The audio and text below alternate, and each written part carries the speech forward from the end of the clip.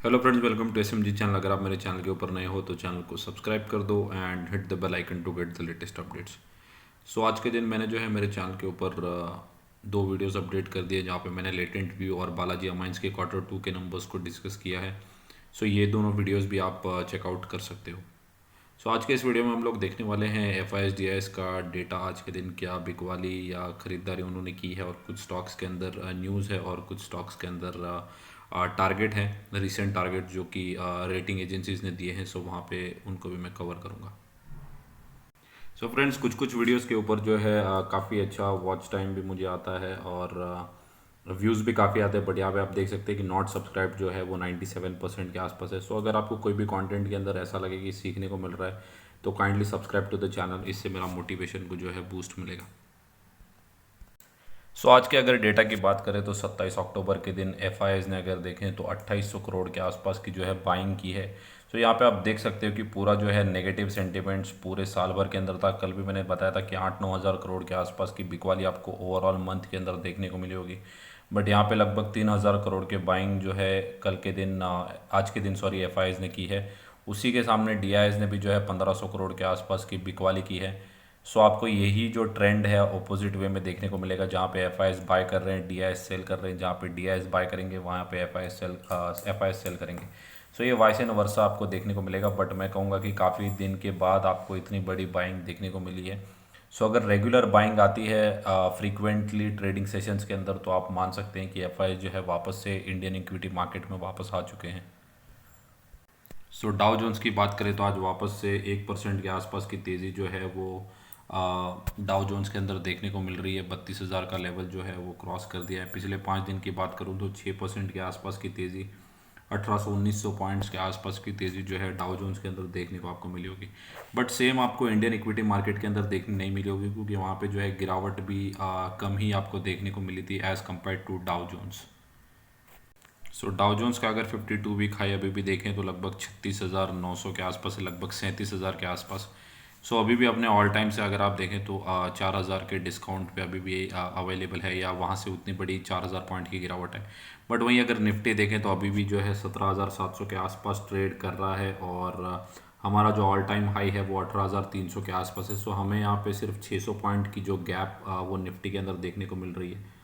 सो हम लोग Dow Jones को जो है कंपेयर करके निफ्टी के साथ नहीं कर सकते, क्योंकि वहाँ पे जो गिरावट है वो काफ़ी तेज़ हुई थी, जो कि निफ्टी के अंदर इतनी नहीं हुई थी। सो आज के दिन पहला जो शेयर है वो है सन फार्मा। सो फार्मा सेक्टर की काफ़ी अच्छी कंपनी, आज के दिन देखें तो लगभग 2% के आसपास की तेज़ी आपको देखने को मिली होगी। सो यहाँ पे आप देखोगे तो सन फार्मा जो है 4 डिजिट के अंदर ट्रेड कर रहा है। सो ये पिछले 5 साल में अगर मैं चार्ट बताऊँ तो 5 साल में ये अगर लाइन देखें तो 1,000 का जो लेवल है, तो 4 डिजिट के पार अगर देखें तो सिर्फ पहली बार अगर देखें तो चार चार डिजिट के अंदर सन फार्मा क्रॉस होते हुए आपको देखने को मिलेगा। सो नंबर्स काफ़ी ठीक ठाक थे। यहाँ पे देखें तो 2.5 लाख करोड़ के आसपास की मार्केट कैप की कंपनी है। पी भी अगर देखें तो 62 के आसपास है, और कंपनी का जो 52 वीक हाई है वो भी कंपनी ने जो है आज ही के दिन लगाया है। 1013 के आसपास जो है कंपनी का हाई आप देख सकते हैं। सो यही इसका 52 वीक हाई भी है। सो आज ही के दिन सन फार्मा ने 4 डिजिट्स के अंदर जो है शेयर प्राइस, पिछले अगर मैं मैक्सिमम चार्ट पैटर्न बताऊं तो स्टॉक ने काफ़ी अच्छे रिटर्न जो है जनरेट करके दिए हैं। बट यहाँ पे अगर आप देखें तो 2015 से देखें तो कुछ भी रिटर्न जो है जनरेट करके नहीं दिए। सो वहाँ से अगर आप देखें तो सेम ही लेवल के अंदर ट्रेड कर रहा है। सो यहाँ से अगर ऑल टाइम हाई को ब्रीच करेगा, सो ये 1100-1200 के पार निकलेगा तो आप यहाँ पे बाइंग की सोच सकते हैं। बट अभी के लिए मैं सिर्फ इसको न्यूज़ के बेसिस के ऊपर ही कवर कर रहा हूँ। नंबर्स ठीक ठाक थे, बट काफ़ी टाइम बाद अगर आप देखें तो सन फार्मा जो है वो 4 डिजिट्स के अंदर आपको देखने को मिला। सो नेक्स्ट बात करूँ तो एम सी एक्स। तो ये एक कमोडिटी एक्सचेंज है, जैसे एन एस सी और बी एस सी है। तो बी एस सी जो है लिस्टेड प्लेयर है, वैसे ही जो कमोडिटी के अंदर है एम सी एक्स प्लेयर है। आज के दिन देखें तो 1% के आसपास की तेज़ी है। सो यहाँ पे जो न्यूज़ है वो है H D F C securities की तरफ से। सो उन्होंने जो टारगेट है वो 2070 का टारगेट एम सी एक्स के ऊपर दे दिया है। तो मैं अगर पिछले कुछ सेशंस की मैं बात करूँ, 5 दिन के अंदर लगभग 13% के आसपास की तेज़ी जो है एम सी एक्स के काउंटर के अंदर आपको देखने को मिली होगी। एक महीने का मैं चार्ट बताऊं तो 30% के आसपास की तेज़ी आपको देखने को मिली होगी। सो काफ़ी टाइम बाद अगर मैं एक साल का चार्ट बताऊं तो अपने ऑल टाइम हाई से अभी भी काफ़ी ज़्यादा डाउन आपको देखने को मिल रहा है, बट एक महीने के अंदर 30% के आसपास की रिकवरी जो है आपको देखने को मिली। फिर भी अभी 22% डाउन है, और अभी H D F C securities ने 2070 का टारगेट दिया है। सो अगर आप होल्ड करते हैं तो मैं कहूँगा कि 2000 के लेवल्स तक आपको होल्ड करके रखना चाहिए। सो इस बार जो है कंपनी ने नंबर्स काफ़ी अच्छे पेश किए, सेल्स और प्रॉफिट में भी देखें, और कंपनी का जो ओपीएम है वो भी इस बार आपको देखने को 50% मिला होगा। सो ओपीएम जो है वो ऑपरेटिंग प्रॉफिट मार्जिन है। सो अगर कंपनी 100 करोड़ कमाती है और अगर कंपनी का ओपीएम 50% है तो उसका जो प्रॉफिट हो जाएगा वो 50 करोड़ के आसपास हो जाएगा।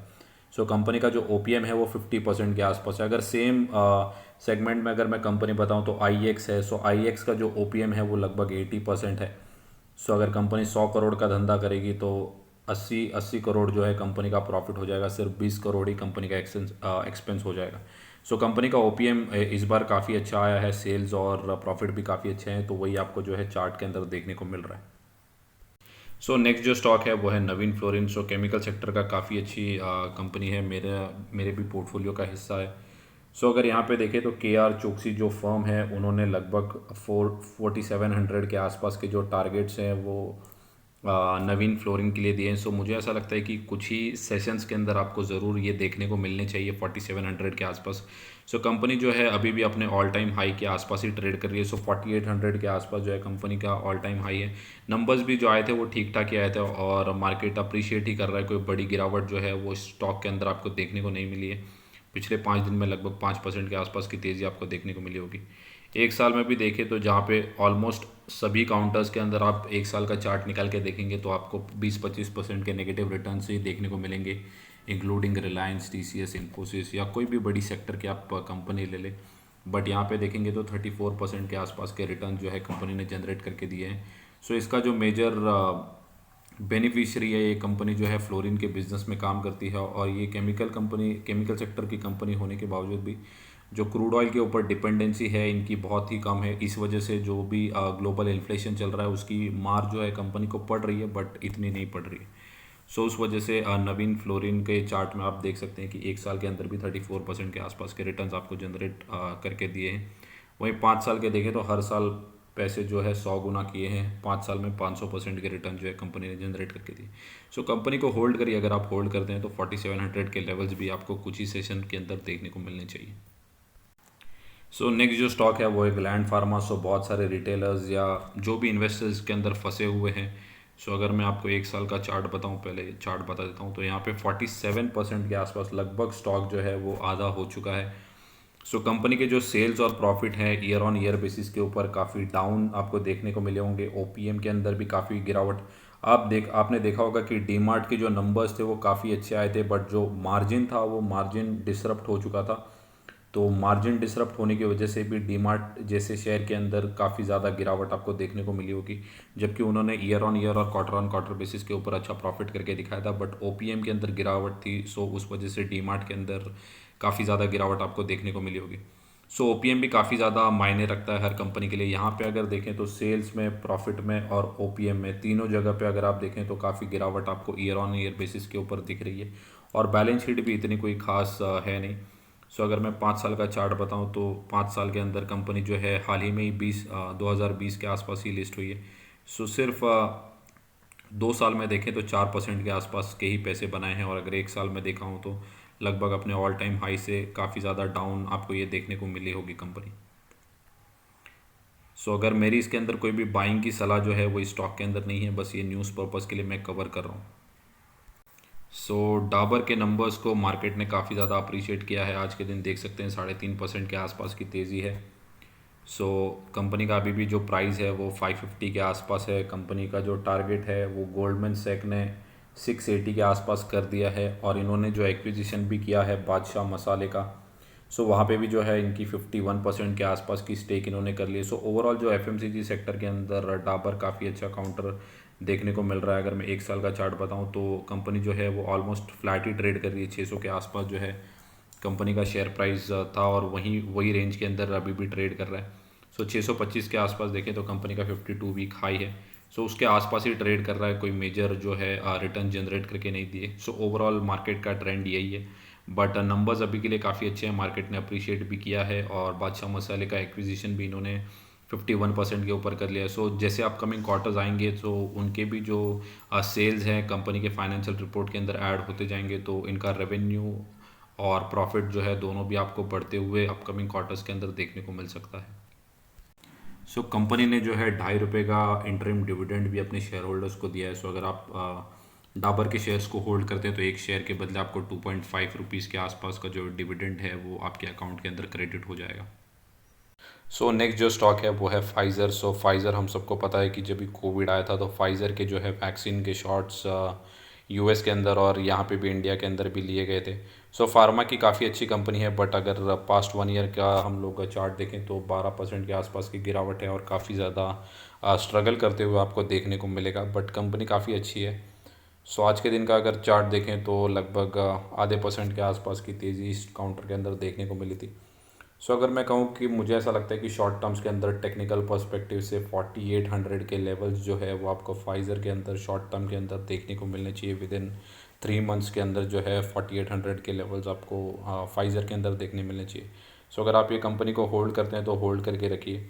कंपनी काफ़ी अच्छी है, बट शॉर्ट टर्म पेन है। बट अगर मैं आपको मैक्सिमम चार्ट बताऊं तो कंपनी ने काफ़ी अच्छे पैसे जो है शेयर होल्डर्स के बना के दिए हैं और कंपनी जो है वो एवरी टाइमली बेसिस के ऊपर काफ़ी ज़्यादा डिविडेंड भी अपने शेयर होल्डर्स को बांटती है।